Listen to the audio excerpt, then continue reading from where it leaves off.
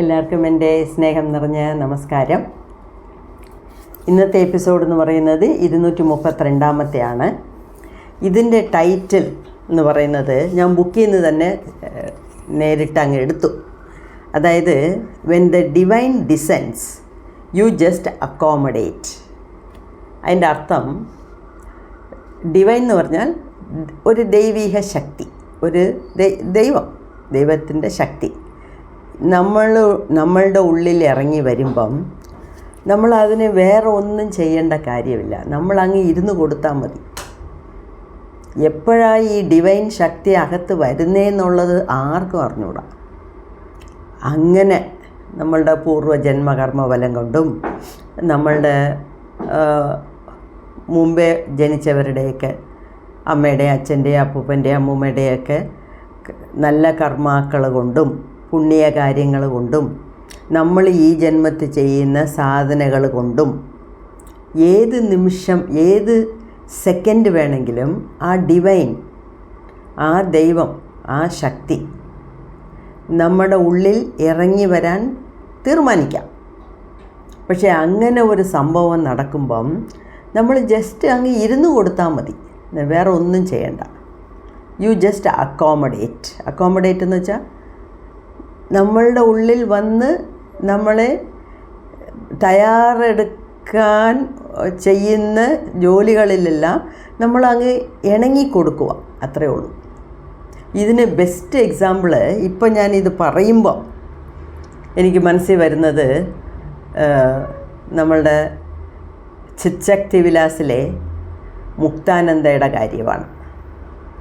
മുക്താനന്ദയ്ക്ക് ഒരുപാട് കാര്യങ്ങൾ അറിഞ്ഞുകൂടായിരുന്നു.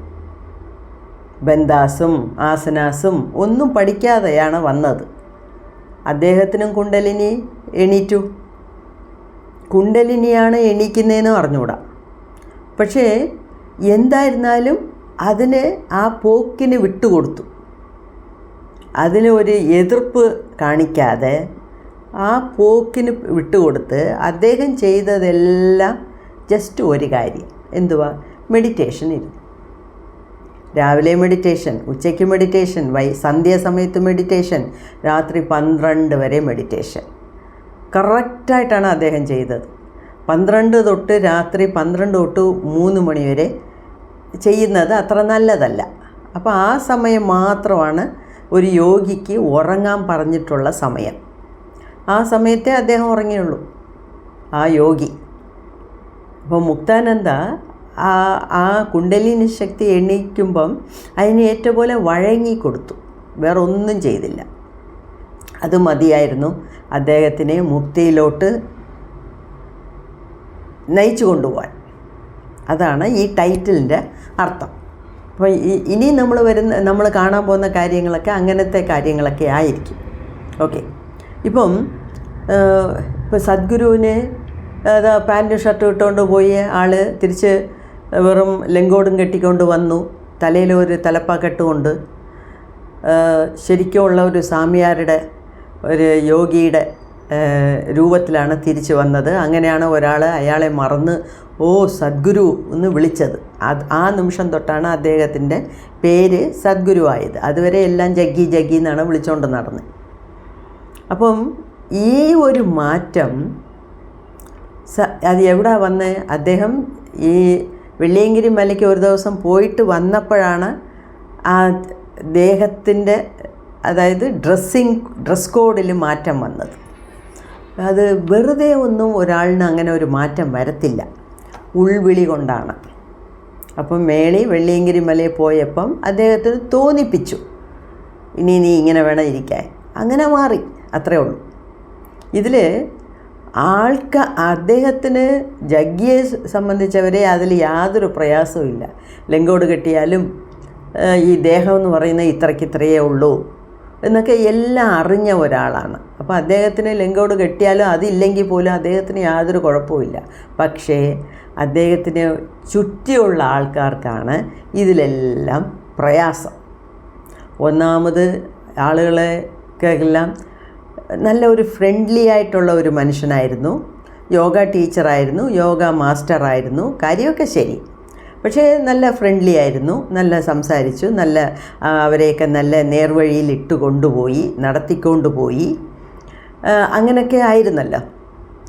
All of A sudden പെട്ടെന്ന് ഇങ്ങനെ ഒരു മാറ്റം, അതും ഒരു മാറ്റമല്ല, ഓരോ ദിവസവും അദ്ദേഹത്തിൻ്റെ ഫിസിക്കൽ അപ്പിയറൻസ്, അങ്ങേരുടെ കാണുന്ന രീതിയിലുള്ള മാറ്റം, സ്വഭാവ രീതിയിലുള്ള മാറ്റം, ഒരുപാട് മാറ്റങ്ങൾ ഇങ്ങനെ ടക്ക് ടക്ക് ടക്ക് ടക്കെന്ന് വരുന്നു. അത് ചുറ്റിയിലിരിക്കുന്നവർക്ക് ദഹിക്കാൻ പറ്റുന്നില്ല, ഉൾക്കൊള്ളാൻ പറ്റുന്നില്ല. അതാണ് അവർക്കുള്ള പ്രയാസം. പിന്നെ അപ്പോൾ സദ്ഗുരുവിനെ ചുറ്റിയുള്ളവരുടെ എല്ലാം വെള്ള ഡ്രസ്സ് ധരിക്കാൻ തുടങ്ങി. ആശ്രമത്തിൽ അങ്ങും ഇങ്ങുമായിട്ട് കുറേ കോൺക്രീറ്റ് ബിൽഡിങ്ങുകൾ പൊങ്ങി വരുന്നു. എല്ലാം ഒരു പടപടയെന്നുള്ള മാറ്റം. അപ്പം സദ്ഗുരു ചോദിച്ചു, ഈ പാർട്ടിസിപ്പൻസിൽ 48 പേരിൽ 24 പേര് പോയി, ബാക്കി 24 പേരാണ് ഉള്ളത്. ആ 24 പേര് എടുത്ത് ചോദിച്ചു, നിങ്ങളിൽ എത്ര പേര് സന്യാസിയാകാൻ ആഗ്രഹിക്കുന്നു?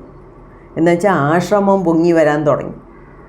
ആശ്രമം എന്ന് പറയുമ്പോൾ അതിനകത്ത് സന്യാസിമാർ വേണമല്ലോ, വെറും ഒരു ബിൽഡിംഗ് വെച്ചുകൊണ്ടിരിക്കാൻ ഒക്കത്തില്ല. അപ്പം നിങ്ങളിൽ എത്ര പേർക്ക് സന്യാസി ജീവിതം ഉൾക്കൊള്ളാൻ പറ്റും?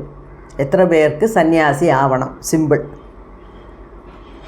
അപ്പം ആൾക്കാരൊക്കെ തിരിച്ചു ചോദിച്ചു, നിങ്ങൾ എൻലൈറ്റൻഡായി, അതിന് പിന്നെ കല്യാണം കഴിച്ചു, ഒരു മോളെയും പെറ്റു, നിങ്ങൾക്കൊരു മോളും ഉണ്ട്, നിങ്ങൾ സംസാര ജീവിതം നയിച്ചുകൊണ്ടിരിക്കുന്നു, നിങ്ങൾക്ക് എങ്ങനെ ഞങ്ങളെ സന്യാസിയാക്കണമെന്ന് തോന്നുന്നു? അതെന്തൊരു ചോദ്യമാണ്. അത് വളരെ സ്വാഭാവികമാണ്, വളരെ നാച്ചുറലാണ്.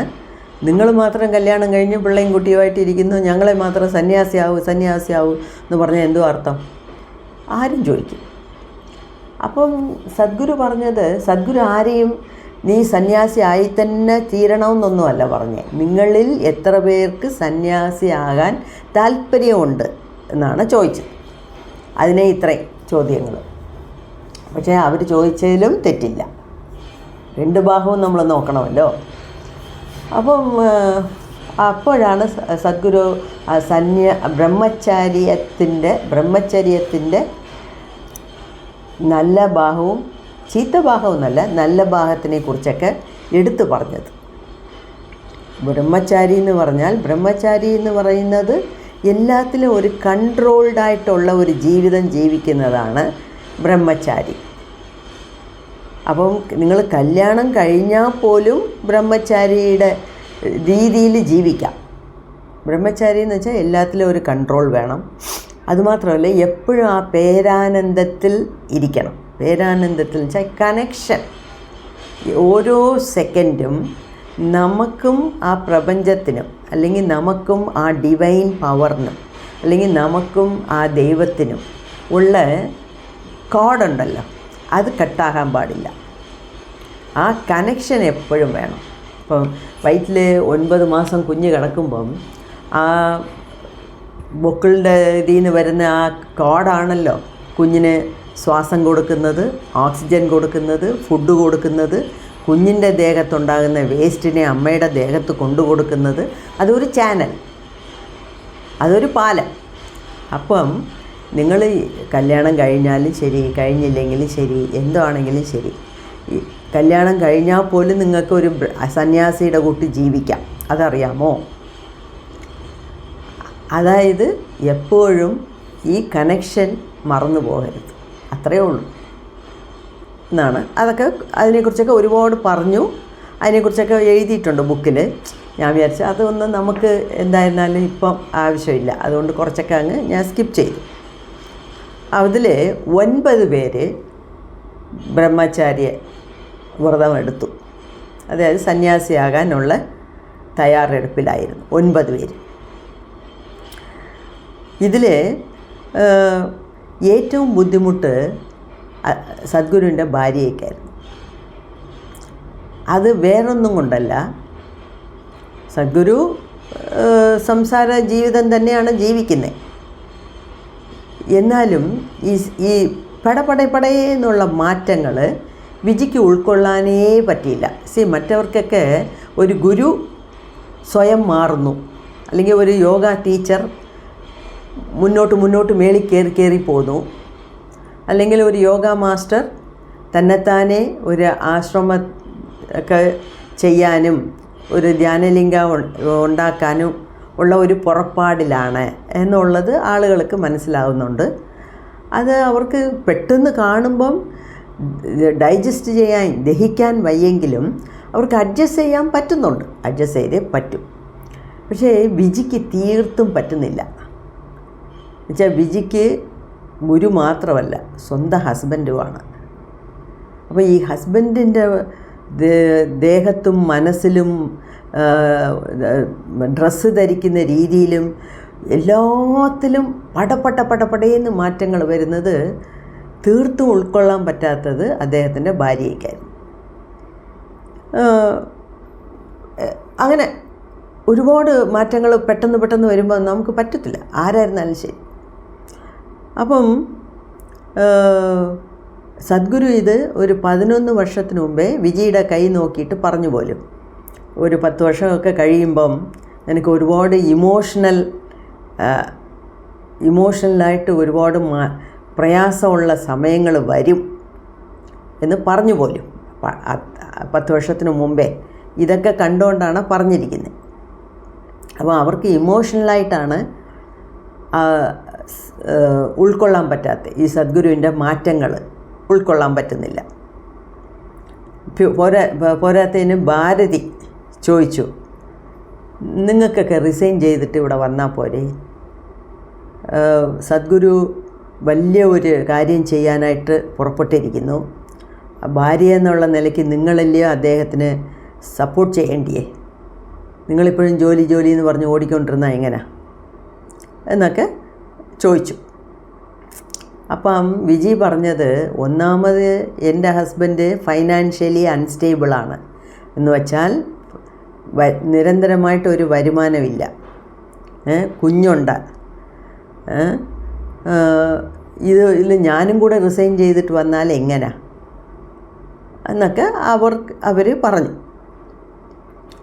ശരിക്കും പറഞ്ഞാൽ അവർക്ക് ഭയങ്കര ഒരു പ്രയാസമെന്ന് പറഞ്ഞാൽ ഇൻകമില്ല, നേരെ ചൊവ്വേ ഒരു വീടില്ല, അങ്ങനെയൊക്കെ. അതായത് വോളണ്ടിയേഴ്സിൻ്റെ വീട്ടിലൊക്കെയാണ് സദ്ഗുരു അവരെയൊക്കെ താമസിപ്പിച്ചത്. കുറച്ചൊക്കെ ഒരു മേക്ക് ഷിഫ്റ്റ് അറേഞ്ച്മെൻ്റ് എന്ന് പറയത്തില്ലേ, അതുപോലെ ഒരു 10 ദിവസം ഇവിടെ, ഒരു 10 ദിവസം അവിടെ. പക്ഷേ ആളുകളൊക്കെ വോളണ്ടിയേഴ്സും മറ്റവരുമൊക്കെ നല്ല രീതിയിലാണ് ചെയ്യുന്നത്. പക്ഷേ വിജിക്ക് ഇങ്ങനെ പല വീടുകളിൽ പോകുന്നത്, ഒരു ഗുരുവിൻ്റെ ഭാര്യ എന്നുള്ള രീതിയാകുമ്പോൾ അവർ അങ്ങനെ ഫ്രീ ആവത്തില്ല, ആരും തന്നെ അങ്ങനെ ഫ്രീ ആവത്തില്ല. തൻ്റെ ഗുരുവിൻ്റെ ഭാര്യയെ നമ്മുടെ വീട്ടിൽ കൊണ്ടുവന്ന് വെച്ചിരിക്കുന്നു എന്ന് പറയുമ്പോൾ ഒരു ഡിസ്റ്റൻസ് ഇട്ടായിരിക്കും ഇരിക്കുന്നത്. അതൊന്നും വിജിക്ക് അത്ര പിടിക്കുന്നുമില്ല. അങ്ങനെ പല മാറ്റങ്ങൾ വിജിക്കും ഉണ്ട്. പിന്നെ ഒടുക്കം 1996 വിജി റിസൈൻ ചെയ്തു. അവരുടെ ബാങ്ക് ജോലി റിസൈൻ ചെയ്തിട്ട് പെർമനൻ്റായിട്ട് കോയമ്പത്തൂരിൽ വന്ന് താമസിക്കാൻ തുടങ്ങി. പിന്നെ അതിൽ വിജി റിസൈൻ ചെയ്തിട്ട് വന്നേ പിന്നീട് ആശ്രമത്തിൽ സുമൻ എന്നുള്ള ഒരു വോളണ്ടിയറുമായിട്ട് ഫസ്റ്റ് ആയിട്ട് ഇവർ രണ്ടുപേരുമാണ് അവിടെ ധ്യാനത്തിന് പോകുന്നത്. 4:30 ധ്യാനത്തിന് പോകും. ഈ സുമൻ എന്ന് പറയുന്ന വോളണ്ടിയറും വളരെ സിൻസിയറായിട്ടുള്ള ഒരു വ്യക്തിയാണ്. അപ്പോൾ ഇവർ രണ്ടുപേരും പറഞ്ഞു വെച്ചതുപോലെ 4:30 ധ്യാനം തുടങ്ങും. പിന്നെ കുറേശ്ശെ ഈ റെസിഗ്നേഷൻ കൊടുത്തേച്ച് വന്നേ പിന്നീട് വിജിക്ക് കുറേശ്ശെ അഡ്ജസ്റ്റ് ചെയ്യാൻ പറ്റി. എന്നുവെച്ചാൽ വിജി ഗുരുവിൻ്റെ ഒരു ശിഷ്യയാണ്. ഹസ്ബൻഡിൻ്റെ ഒരു ഭാര്യയുടെ റോളുണ്ട്, ഒരു ശിഷ്യയുടെ റോളുണ്ട്, അമ്മയുടെ റോളുണ്ട്. പല റോളുകൾ പ്ലേ ചെയ്യണം വിജിക്ക്. അപ്പം എല്ലാം കൊണ്ടും വലിയ പ്രയാസമായിരുന്നു ആദ്യം. പിന്നെ മാറി. എപ്പം ജോലി കളഞ്ഞിട്ട് വന്നോ, റിസൈൻ ചെയ്തിട്ട് വന്നോ, അപ്പോഴത്തേക്ക് ആശ്രമത്തിൽ ഒരാളായിട്ട് അങ്ങ് മാറി. നല്ല തീവ്രതയോടുകൂടി മെഡിറ്റേഷൻ ചെയ്യാനും ബാക്കി സാധനങ്ങളൊക്കെ ചെയ്യാനും പഠിക്കാനും ഒക്കെ വളരെ ഇൻട്രസ്റ്റ് കാണിച്ചു. ആ രീതിയിൽ തൻ്റെ ഹസ്ബൻഡിൻ്റെ മിഷൻ, തൻ്റെ ഹസ്ബൻഡ് തിരഞ്ഞെടുത്ത ആ ദൗത്യത്തിനെ നിറവേറ്റാൻ ഞാനും എന്നാലായത് സഹായിക്കും എന്നുള്ള ഒരു ദൃഢചിന്ത വന്നേ പിന്നെ അവർക്ക് വലിയ പ്രയാസമൊന്നുമില്ലായിരുന്നു. ആ വഴി തന്നെ അങ്ങ് പോകുമായിരുന്നു. പിന്നെ ഇതൊക്കെ ശരിക്കും പറഞ്ഞാൽ ഈ കോയമ്പത്തൂരിൽ നിന്ന് കടപ്പായ്ക്ക് ഓടിയില്ലേ ഒരു ജന്മത്ത്, സദ്ഗുരുവിൻ്റെ ഒരു ശിഷ്യനുമായിട്ട് കോയമ്പത്തൂരിൽ നിന്ന് അവരെ നാട്ടുകാർ വിരട്ടി വിട്ടപ്പം ഓടി കടപ്പായിലാണ് ഒരു ശിവൻ്റെ അമ്പലത്തിലാണ് ഇവർ കയറി ഒളിഞ്ഞിരുന്നത്. കുറേ നാൾ അവിടെ താമസിക്കുകയും ചെയ്തു. നമ്മൾ നേരത്തെ കണ്ടതാണ് ഈ സീന്. അതായത് ഈ ഗുരുവും ഒരു ശിഷ്യനും കൂടെ പല കാര്യങ്ങൾ അവിടെ പ്ലാൻ ചെയ്യുമായിരുന്നു. പ്ലോട്ടഡ് എന്നൊക്കെ പറഞ്ഞില്ലേ. പ്ലോട്ട് എന്ന് വെച്ചാൽ എന്തുവാ, ഇത്ര പേര് ധ്യാനലിംഗം ചെയ്യാൻ വേണം, ഇന്ന ആൾക്കാർ നമ്മളെ ഇന്ന രീതിയിൽ സഹായിക്കും, ഇന്ന രീതിയിൽ ഏതേത് കുടുംബത്തിൽ അവർ വന്ന് ജനിക്കണം, നമ്മളുടെ കൂടെ ഏത് രീതിയിൽ കണക്റ്റഡ് ആവണം എന്നൊക്കെ വളരെ നല്ല രീതിയിൽ അവർ പ്ലോട്ട് ചെയ്തു. അത് നമ്മൾ കണ്ടു. ആ പ്ലോട്ട് അനുസരിച്ചാണ് ഇപ്പം ബിജി സദ്ഗുരുവിൻ്റെ കൂടെ നിൽക്കുന്നത്. ഭാരതിയും സദ്ഗുരുവിൻ്റെ കൂടെ നിൽക്കുന്നതും ആ പ്ലോട്ടിൽ ഒരു വലിയ അംഗങ്ങളായിരുന്നു ഈ ഭാരതിയും വിജി. ശരിക്കും പറഞ്ഞാൽ സദ്ഗുരു 14 പേരെ ഈ 90 ദിവസത്തെ പ്രോഗ്രാമിൽ 14 പേരെ എടുത്തിരുന്നു. 7 ആണുങ്ങളും 7 പെണ്ണുങ്ങളും. 1 വർഷം ട്രെയിനിങ് കൊടുത്തു. പക്ഷേ സദ്ഗുരു വലിക്കുന്ന വലിക്ക് അവർ ഈട് കൊടുക്കാൻ പറ്റുന്നില്ല. ചിലർക്ക് നല്ല ബുദ്ധിയുണ്ട്, എനർജി പോരാ. ചിലർക്ക് നല്ല എനർജി അദ്ദേഹത്ത്, ബുദ്ധി പോരാ. അങ്ങനെ സദ്ഗുരു 1 വർഷം ഇവരുടെ കൂടെ നിന്നു. എല്ലാവരെയും റെഡിയാക്കാൻ നോക്കി. ഒടുക്കം മിഞ്ചിയത് ഈ ഭാരതിയും വിജിയും മാത്രം. വേറെ ആർക്കും സദ്ഗുരുവിൻ്റെ വലിക്കുന്ന രീതിക്ക് അവർക്ക് തക്കനെ നിൽക്കാൻ പറ്റുന്നില്ല. ഒടുക്കം സദ്ഗുരു തീരുമാനിച്ചു 1 വർഷത്തെ വലിയും പിടിയുമായിരുന്നു. ഇവരെയൊക്കെ നേരെ ആക്കണം, നന്നാക്കണം, മേളിൽ കൊണ്ടുവരണം എന്നൊക്കെ പറ്റിയില്ല. ഒടുക്കം സദ്ഗുരു തീരുമാനിച്ചു നമ്മൾ 3 പേര് മാത്രമായിട്ട് ചെയ്യാം. അതായത് ഒരു മുക്കോണം, ഒരു ട്രയാങ്കിൾ ഇട്ടാൽ ഒരു സൈഡ് വിജി, ഒരു സൈഡ് ഭാരതി, മേൽ സൈഡ് സദ്ഗുരു. അങ്ങനെ ഒരു മുക്കോണം ആയിട്ടുള്ള ഒരു എനർജി ഫീൽഡിൽ വേണം നമ്മൾ വർക്ക് ചെയ്യാൻ. അതുമാത്രമല്ല, വിജി എന്ന് പറയുന്നത് ഒരു പെണ്ണിൻ്റെ സ്വഭാവമാണ്. പെണ്ണിൻ്റെ സ്വഭാവമാണ്. അവർ ഒരുപാട് ഇമോഷണലാണ്. ഇപ്പോൾ ഇമോഷണൽ എന്ന് വെച്ചാൽ എന്തുവാ, ഇപ്പോൾ ആരെങ്കിലും ഒരാൾ താഴെ വീണു, തല പൊട്ടി തെറിച്ച് രക്തം ഓടുന്നെങ്കിൽ ഒരു പെണ്ണാകുമ്പോൾ കിടന്ന് കരയും. നമുക്ക് ടെൻഷനാണ്, കരച്ചിൽ വരും, എന്ത് ചെയ്യണമെന്നേ അറിഞ്ഞൂടാ. അതേ സമയത്ത് ഒരാണാകുമ്പോൾ അങ്ങനെയല്ല, കരയത്തില്ല. അടുത്തതെന്ത് ചെയ്യുക, പോലീസിനെ വിളിക്കണോ, ആംബുലൻസിനെ വിളിക്കണോ, ഫസ്റ്റ് എയ്ഡ് കൊടുക്കണോ, അവർക്ക് ആ സമയത്ത് എങ്ങനെ പെരുമാറണമെന്ന് അവർക്കറിയാം. പെണ്ണുങ്ങളാകുമ്പം കൈയും ഓടത്തില്ല, കാലും ഓടത്തില്ല, കരയാനേ തോന്നത്തുള്ളൂ. അതാണ് ഇമോഷണൽ എന്ന് പറയുന്നത്. അപ്പോൾ ഈ വിജിയെ സംബന്ധിച്ചവരെ ഭയങ്കര ഇമോഷണലാണ്. അതേസമയത്ത് ഭാരതിയെ സംബന്ധിച്ചവരെ, ഭാരതി പെണ്ണാണ്, പക്ഷേ ഇമോഷണൽ അല്ല. ഇപ്പം എനിക്ക് മനസ്സിലായി. നേരത്തെ സദ്ഗുരു ഒരു കാര്യം പറഞ്ഞു, അതങ്ങനെ ഞാൻ നിങ്ങൾക്ക് പറയുന്നു, പക്ഷേ അതിൻ്റെ അർത്ഥം പിടികിട്ടിയില്ല എന്ന് ഞാൻ പറഞ്ഞില്ലേ. അത് ഇപ്പോൾ എനിക്ക് മനസ്സിലായി. എന്തുവാന്ന് വെച്ചാൽ, ഭാരതിക്ക് ജനിക്കുമ്പോഴേ ഒരു ഇടനാഡിയും 2 പിങ്കള നാഡിയും ഉണ്ടായിരുന്നു. അത് ഞാൻ ആ പ്ലോട്ടിൽ കടപ്പായിൽ വെച്ച് പ്ലോട്ട് ചെയ്തപ്പോഴേ ഞാൻ ചെയ്തതാ യുക്തിയാണ് എന്ന് പറഞ്ഞു. അതെന്തുവാ, ഒരു ഇടനാഡിയും 2 പിങ്കള നാഡിയും? എനിക്കിത് ശരിക്ക് പിടികിട്ടുന്നില്ല എന്ന് ഞാൻ തന്നെയാണ് നിങ്ങളുടെ അടുത്ത് പറഞ്ഞത്. ഇപ്പോൾ എനിക്കത് മനസ്സിലായി. അതായത് ഇടനാഡി എന്ന് പറയുന്ന ഇടാ പിങ്കള, സുഷുമ്ന നാഡി നടുക്ക്, ഇടത്തെ സൈഡ് വലത്തെ സൈഡ് പിങ്കള. ഓക്കെ, ഈ ഇട അല്ലെങ്കിൽ ഇടത്തെ നാഡിക്ക് ഈ ഫെമിനൈൻ ക്വാളിറ്റീസ് വെച്ചാൽ ഈ ഒരു പെണ്ണിൻ്റെ രീതിക്കുള്ള ഗുണങ്ങൾ, അത് അമ്മയെ കുറിക്കും, അമ്മയുടെ സൈഡിലുള്ള ഗുണങ്ങൾ. അല്ലെങ്കിൽ അത് ചന്ദ്രൻ, അതായത് ഈ നാഡി ചന്ദ്രൻ്റെ ആധിക്യത്തിൽ വരും എന്ന് പറയും. അതേസമയത്ത് പിങ്കള നാഡി എന്ന് പറയുന്നത് വലത്തെ സൈഡ്, അത് സൂര്യൻ്റെ ആധിക്യത്തിൽ വരും, അച്ഛൻ്റെ സ്വഭാവങ്ങൾ അല്ലെങ്കിൽ മേൽ സ്വഭാവങ്ങൾ കൊണ്ടിരിക്കും എന്നാണ് പൊതുവെ പറയുന്നത്. അപ്പം ഇതൊക്കെ ഞാൻ നേരത്തെ എൻ്റെ ചക്രാസിൻ്റെ കാര്യത്തിൽ ഞാൻ പറഞ്ഞിട്ടുമുണ്ട്. ഫെമിനൈനാണ് ഇത്, ഫെമിനൈൻ എനർജി ആണെങ്കിൽ ഇത് male energy, masculine energy. This is controlled by moon, this is controlled by sun എന്നൊക്കെ ഞാൻ പറഞ്ഞിട്ടുണ്ട്. ഇവിടെ ഈ ഒരു ഇട 2 പിങ്കള എന്ന് പറഞ്ഞപ്പോൾ എനിക്ക് ആദ്യം അവിടെ വായിച്ചപ്പോൾ എനിക്ക് മനസ്സിലായില്ല. ഇപ്പോൾ എനിക്ക് മനസ്സിലാവുന്നു. അതായത് ഭാരതി ഒരു പെണ്ണാണ്, പക്ഷേ പിങ്കള എന്ന് പറയുന്നത് ആണുങ്ങളുടെ സ്വഭാവം. ഈ ആണുങ്ങളുടെ സ്വഭാവം കുറച്ച് കൂടുതൽ വേണം. പെണ്ണായിരിക്കണം, പക്ഷേ ആണിൻ്റെ സ്വഭാവം കൂടുതൽ വേണം.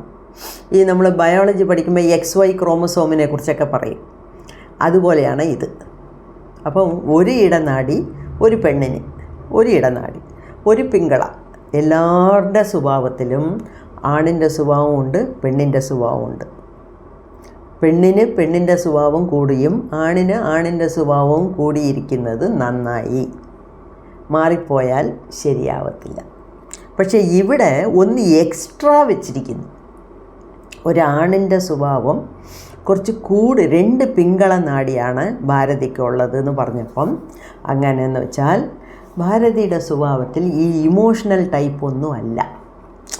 കൂടുതൽ പെണ്ണാണ്, കല്യാണം കഴിഞ്ഞു, 2 മക്കളുണ്ട്, എല്ലാ രീതിയിലും പെണ്ണാണ്. പക്ഷേ ആണിൻ്റെ സ്വഭാവം കുറച്ച് കൂടുതൽ. അത് തന്നെയാണ് അവർ പല പ്രാവശ്യം കാണിച്ചിട്ടും ഉള്ളത്. നമ്മൾ അവരുടെ പ്രവൃത്തിയിൽ കാണിച്ചതും ഒരാണിൻ്റെ രീതിയിലുള്ള അപ്രോച്ചാണ്. അതായത് ഇപ്പോൾ സദ്ഗുരുവിനെ കാണുമ്പോഴേ സാധാരണ രീതിയിലാണെങ്കിൽ പെണ്ണുങ്ങളെ ഒന്ന് പോവുക, കാലി വീഴുക, അതായത് ഇഷ്ടപ്പെട്ടാൽ എന്ന് വെച്ചാൽ ഗുരുവിനെ ഗുരുവായിട്ട് സ്വീകരിച്ചാൽ പിന്നെ വേറെ ഒന്നും അവർ ചിന്തിക്കത്തില്ല. പെണ്ണുങ്ങളാകുമ്പോൾ കാലി വീണ് നമസ്കരിച്ച് അങ്ങ് അലിഞ്ഞു ചേരും. ആണുങ്ങൾ അങ്ങനെയല്ല. ഞാൻ പല കാര്യത്തിലും കണ്ടിട്ടുണ്ട്. എൻ്റെ വീട്ടിലുള്ള ആണുങ്ങളെ എനിക്ക് കണ്ടാൽ മനസ്സിലാകുന്നുണ്ടല്ലോ, എല്ലാത്തിനും ഒരു ഗ്യാപ്പ് ഇട്ടായിരിക്കും നിൽക്കുന്നത്. ഏതൊന്നും പറഞ്ഞാൽ ഉടനെ വിശ്വസിക്കത്തില്ല. അവർ ഏതെങ്കിലും ഒരു ആക്സിഡൻറ്റോ ഒരു മരണമോ ആയെങ്കിൽ കൂടെ മിണ്ടത്തില്ല. അവരുടെ മനസ്സിലും ഇമോഷൻസൊക്കെ ഉണ്ട്, പക്ഷേ വെളി കാണിക്കത്തില്ല. ഏതാണ് മരണസമയത്ത്, സ്വന്തം അമ്മയുടെ അച്ഛൻ്റെയും മരണസമയത്ത് പോലും ആണിന് കരയത്തില്ല, ആണുങ്ങളങ്ങനെ കരയത്തില്ല. അതാണ് നോട്ട് ഇമോഷണൽ എന്ന് പറയുന്നത്. അത് ലോജിക്കാണ്, ലോജിക് ബ്രെയിനാണ്. ലോജിക് ബ്രെയിൻ എന്ന് വെച്ചാൽ ശരി, വയസ്സായി, നമ്മുടെ അച്ഛൻ തന്നെയാണ്, എന്നാലും മരിക്കേണ്ട സമയത്ത് മരിച്ചു, പോകേണ്ട സമയം വന്നു പോയി എന്നുള്ള ആ ലോജിക്ക് ചിന്തിച്ച് അവർ സമാധാനപ്പെടും. പെണ്ണുങ്ങൾ അതൊന്നും ലോജിക്കുമില്ല, ഒന്നുമില്ല, കിടന്ന് കരഞ്ഞ് കൂവി വിളിച്ച്. പെണ്ണുങ്ങളുടെ സ്വഭാവം അങ്ങനെയാണ്. അതിൽ ഏത് ശരി ഏത് തെറ്റെന്ന് നമ്മൾ പോകേണ്ട കാര്യമില്ല. അങ്ങനെയാണെങ്കിൽ അങ്ങനെ, അത്രയേ ഉള്ളൂ. ഓക്കെ. അപ്പം ഈ 2 പിങ്കള ഉള്ളതുകൊണ്ട് ആ മേൽ എനർജി ഭാരതിക്ക് കൂടുതലുണ്ട്. അപ്പം ഒരു ട്രയാങ്കിളിൽ ഫീമെയിൽ എനർജി മൊത്തം എന്ന് പറയുന്നത് ഇമോഷണലായിട്ടുള്ള വിജി. ഈ ഭാഗത്ത് ഭാരതി മെയിൽ കൂടുതൽ, ഫീമെയിൽ ആണെങ്കിലും മെയിൽ സ്വഭാവം കൂടിയിരിക്കുന്നത്. തലപ്പത്ത് സദ്ഗുരു അർദ്ധനാരീശ്വരായിട്ട്. അർദ്ധനാരീശ്വർ എന്ന് വെച്ചാൽ പകുതി ആണും പകുതി പെണ്ണുമായിട്ട്. എന്നുവെച്ചാൽ സദ്ഗുരുവിൻ്റെ എനർജിയെ ഏത് രീതി വേണമെങ്കിലും ബാലൻസ് ചെയ്യാൻ അറിയാം. നമ്മൾ ഒരു കാര്യം മറക്കരുത്, അദ്ദേഹം 25 വയസ്സിൽ എൻലൈറ്റൻഡ് ആയ ഒരു മഹാനാണ്. ശരി, അപ്പം നമ്മൾ 3 പേരും കൂടെ ഇരുന്ന് ഈ ധ്യാനലിംഗത്തിനെ റെഡിയാക്കാം. ബാക്കിയുള്ളവരെല്ലാം എത്ര മേളി വലിച്ച് കയറ്റി പൊക്കി നോക്കിയിട്ടും പൊങ്ങുന്നില്ല. ഇത് മതി എന്ന് പറഞ്ഞു. പിന്നെ ഈ കടപ്പായിൽ കഴിഞ്ഞ ജന്മത്ത് തന്നെ ഈ കാര്യങ്ങളെല്ലാം ഫിക്സ് ചെയ്തതാണ്. അതായിരുന്നു അന്ന് ആ കടപ്പായുടെ ശിവൻ കോവിലിലിരുന്ന് ഒരു ഗുരുവും ശിഷ്യനുമായിട്ടിരുന്ന് കുറേ പ്ലാൻ ചെയ്തത്. അപ്പോൾ ഇതാണ് ഈ പ്ലാൻ. ഒടുക്കം വരെ സദ്ഗുരുവിൻ്റെ കൂടെ ധ്യാനലിംഗം ചെയ്യാൻ കൂടെ നിൽക്കുന്നത് വേറെ ആരുമല്ല, ഈ ഭാരതിയും വിജയും മാത്രമേ കാണത്തുള്ളൂ. പിന്നെ ഒരുപാട് പേരുണ്ടായിരുന്നു ആശ്രമത്തിൽ, ഒരുപാട് പേരുണ്ടായിരുന്നു. ഒരുപാട് പേരെക്കുറിച്ചും അവരുടെ റോളിനെ കുറിച്ചും എല്ലാം സദ്ഗുരു പറയുന്നുണ്ട്. പക്ഷേ മെയിനായിട്ട് കോർ അകത്ത് ഉള്ളിൻ്റെ ഉള്ളിൽ നിന്ന് ചെയ്യാൻ ഇത്രയും പേർക്കേ പറ്റുന്നുള്ളൂ എന്നുള്ളതാണ് സത്യം. ഓക്കെ, അപ്പം ഇവിടെ ഇത്രയും മതി. ബാക്കി ഇനി ഒരുപാട് കാര്യങ്ങളുണ്ട്, അതിനി അടുത്ത വീഡിയോയിൽ കാണാം. ഞാൻ പറയുന്നത് നിങ്ങൾക്കെല്ലാം മനസ്സിലാകുന്നു, ഇഷ്ടപ്പെടുന്നു എന്ന് വിചാരിക്കുന്നു. അടുത്ത വീഡിയോ വരെ കാത്തിരിക്കുക. നന്ദി, നമസ്കാരം.